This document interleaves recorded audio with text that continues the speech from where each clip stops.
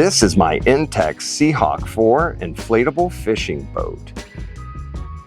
Today, I'm making 2 boat mods so that I can use my inflatable boat with my gasoline Honda outboard motor. The first mod we're going to make is a floor stabilizing system. And the second boat mod is a sturdy motor mount to handle this Honda outboard engine. Believe it or not, there is a boat inside of this box. Yes, there is. So to get started, we're going to get this boat out of here. We're going to get it inflated and we're going to start our mod. This boat has a 2-piece floor system. We have the piece for the back of the boat, which I think is called the stern. Is it the stern? It is the stern. The stern, and then the bow piece that goes into the front. I've made a whole video series for this boat, including how I made the floor.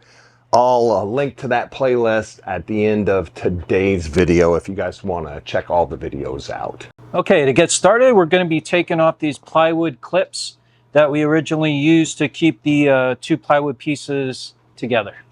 So if you're wondering what's on the edge here, this is the Great Stuff expanding foam. We put this on there to help with the splinters on the wood, and it also helps to adhere the carpet to the board. Up next, we're going to get this floor tucked into the boat, and we're going to install our new floor stabilizing system that replaced these old clips. We're really doing 2 modifications today. We're modifying the floor with this new stabilizing system where we can connect the 2 pieces of floor together. Then we're moving on to this motor mount so that we can run our Honda outboard motor on the rubber boat. So this is the plan.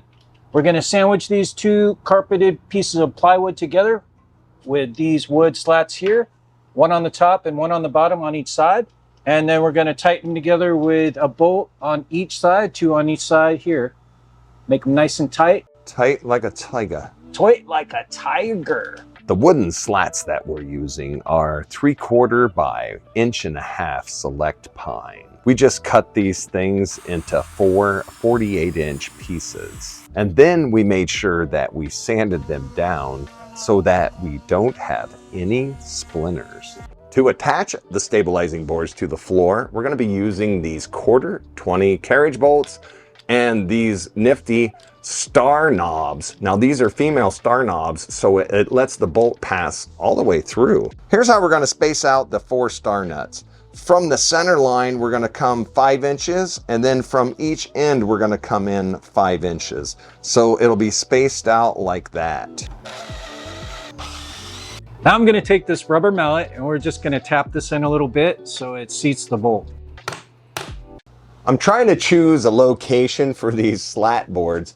It seems to me that the slat boards need to line up in the valley of these baffles instead of on top of one. So my choices are here, here, or on the edge. If I choose this valley, I'm afraid this is going to be a trip hazard on top of the boat. If I move it out to the edge, we're not going to have a trip hazard, but I'm afraid of what might happen in the center. I've always used a piece of dry erase board in the center, so I think I'm going to go with the outer option. We're going to go on the outer option. That way it's not a trip hazard on the boat. I've still got this to stabilize the center seam, and I think we're going to put those plywood clips back on. All right, I've got the top board clamped to the floor on the starboard side. There's the center mark. We've got it lined up. Let's get those 4 holes drilled. And now we're going to take the clamps off and we're going to attach the bottom board up underneath and see what it looks like.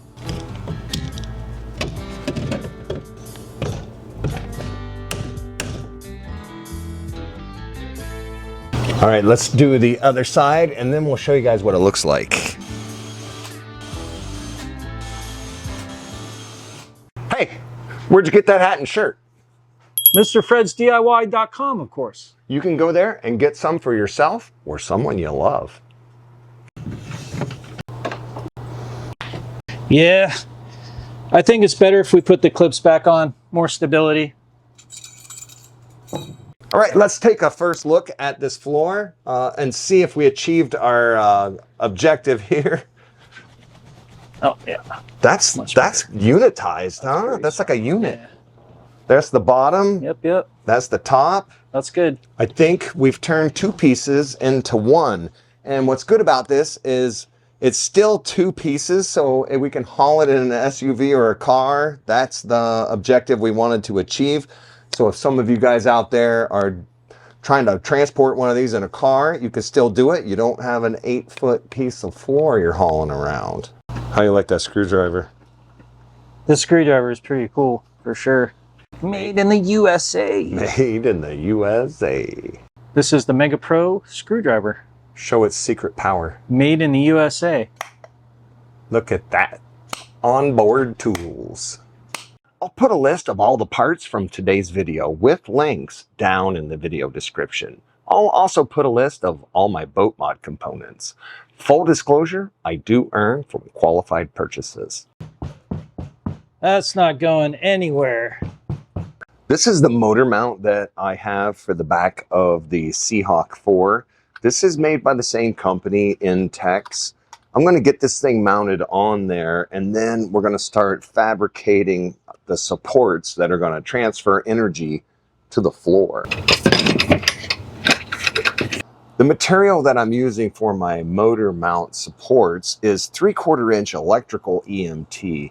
10 foot long. I picked this up at Home Depot, and I think this 10-foot section of 3/4 inch was only around 12 bucks. To figure out these kooky angles, I have an old piece of garden hose that I'm kind of using to estimate where I'm gonna make my bends in this electrical EMT. So I'm just guessing here. Looks like 14 inches is where the edge of the boat is to the back of this little bracket here. So I'm going to make my mark at 14, but then I'm going to make another mark 6 inches back so that I know where to place it on the bender. Let me show you on the bender how I'm going to do that. So there's my mark right there with the arrow at the 14, and there's my second mark in the back. And I'm gonna make my bend here so that I've got somewhere just past 90 degrees on this first bend. I'm just taking a guess here. So we're at about 14.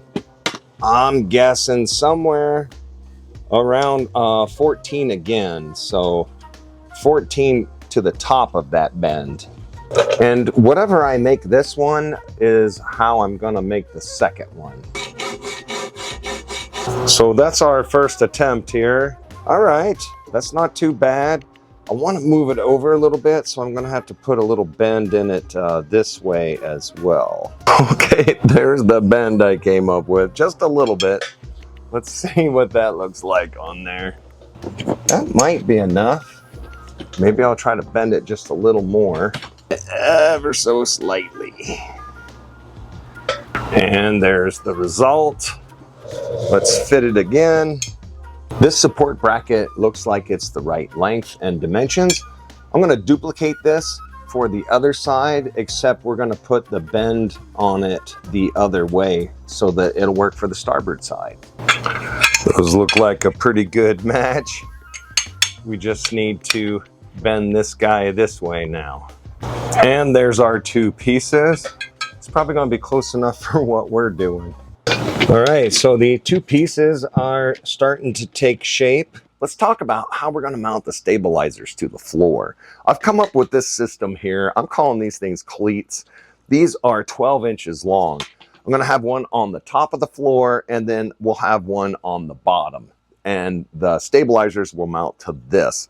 These are hardware for a handrail for a boat. This is for 1-inch tubing, and then these little guys are for a Bimini top. Let me show you the system here. I'll get these mounted to the floor, and then we'll put it all together and I'll show you what I'm doing. Here are all the pieces to the mounting system. I have drilled holes on each side for the cleats to mount to the floor. I've got a carriage bolt. I've got these star female nuts. And then I've got my board that's going to go on the bottom side. All right, there you can see the board under there. I'm going to line it up. Then we're going to put the cleat right on top. And then we're going to use one of these plastic star nuts, and that's going to attach the cleat to the floor. This is going to transfer all the energy coming off of that motor mount and put it into the floor. The outside diameter of this EMT is 0.92, and then the inside diameter of all of these fittings is 1 inch. It's pretty close. I might end up welding a shim in there. I'm not sure yet. This piece of hardware is called a jaw slide. This is also for 1 inch, but this has a clamping device on it. I'm gonna use these on my supports. I'm gonna mark them both the same distance. This is gonna allow me to put a 90-degree support back to the cleat. Oh yeah, that's not going anywhere. All of these boat hardware connectors mount pretty much the same way. They all have little set screws that you tighten up to connect them so they stay where you put them. Now that I'm looking at these supports on top of my cleats, I think they're a little too tall, so I'm gonna take 2 inches off of each one and see if that doesn't look a little better. Here are the shims that I've cut. I cut this thing 2 inches, and I'm gonna give it a tap here, see if we can't get it to stick on there.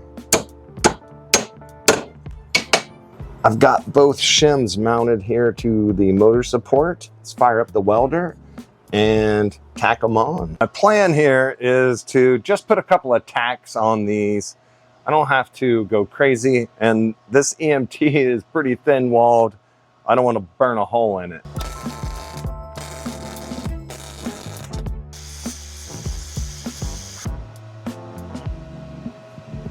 To make the 2 support brackets, I use the same 3/4 inch EMT conduit. After I cut them to length, I squished them in my vise and flattened the ends with a hammer. I used a cutoff wheel in my grinder along with a flapper disc to round off the edges. I also drilled 1/4 inch holes for the mounting pins. Now all I have to do is install these 2 braces. Now that the supports are mounted with their braces, now I'll attach the support to the Intex motor mount itself. Both brackets are connected to the floor. I've got my supports in there. The whole thing is connected to the motor mount. Let's take this thing down to the Colorado River and try it out. All right, so we got the motor on the boat, and it's kind of my first impressions here. I think it's a lot better than it was. If you've seen previous videos, this thing kept wanting to submarine under the boat. I think I like this. This is going to be good. And of course, we've got the transom board that I made in a previous video. I don't have the Bimini on this boat. We've got the Bimini over here on this boat. So no Bimini top today. We've got the seats, we've got the floor mod, and we've got the motor. Let's take it out and see what it'll do.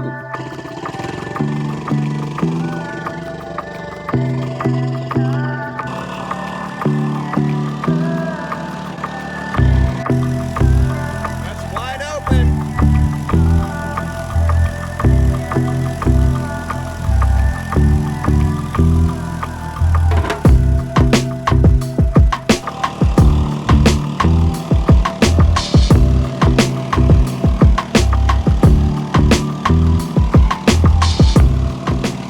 All right, so that was wide open. I was out there doing donuts. What'd you guys think of that? I thought it did pretty good. I tried to show with this camera. It wasn't submarining like it was before without all of this. It was kind of pulling the whole boat down, but it was pushing the floor too. So that was definitely an improvement. Leave me a comment and let me know what you think about this.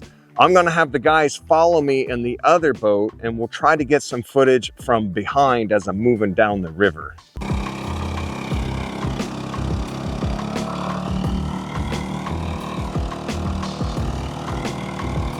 What do you guys think? I think that thing was a success. Leave me a comment and let me know. I'm glad you watched, and I hope you watch again. She's a winner.